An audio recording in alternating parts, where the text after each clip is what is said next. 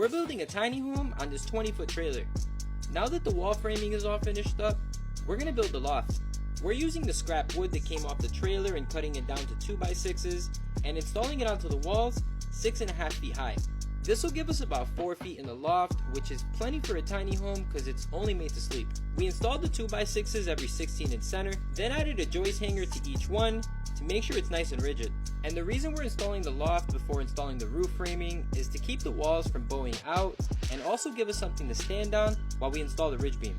For the ridge beam, we're using an LV out beam and cutting out these temporary supports to hold up the ridge beam until all the rafters are put into place.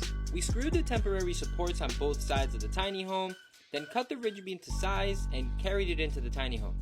We carefully lifted it onto the wall framing, then set it into place. The next step was to make a bunch of measurements and cut the rafters to size. This took a couple hours to do, but once they were all cut out, we went ahead and installed a bunch of joist hangers onto the ridge beam. We then started installing the rafters and secured them onto the house using Simpson tie screws. We're building this tiny home with 2 different roof pitches. The front rafters are 2x6s and we're using 2x4s for the back rafters to give you more headroom in the loft. Once all the rafters were installed, we took off the temporary supports, then went around and put a bunch of 3-inch nails and joist hangers onto each rafter. I next measured and built this contraption to help hold up the ridge beam. This will help transfer the load all the way down, and I just tapped it and nailed it into place. I then added some supports to hold up the inside wall. But that's it for part 3. Like and share for part 4.